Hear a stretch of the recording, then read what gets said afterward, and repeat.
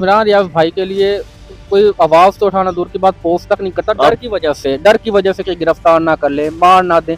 मैं उस वक़्त मैं हर आपने देखा ही होगा गुलफ़ाम भाई कि मैं हर प्रोटेस्ट और हेयरिंग पे गया हूँ। क्यों? मुझे डर नहीं लगता, हालाँकि मेरे घर वाले मेरा मज़ाक बनाते हैं, मेरे दोस्त मेरा मज़ाक बनाते हैं, यार तुझे गिरफ्तार कर लेंगे, तुझे मार देंगे और तुझे जो जो रातों को उठ कर जाता है, पूरी-पूरी रात नहीं सोता। यकीन करें जब इमरान रियाज भाई की हेयरिंग होती है ना, मैं पूरी रात नहीं सोता, इसी वजह से कि मैं लेट ना हो जाऊँ।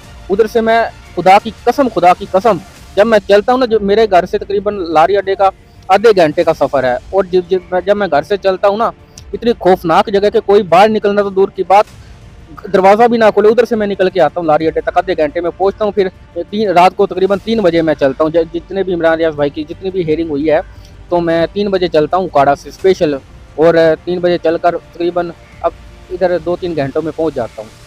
तो जब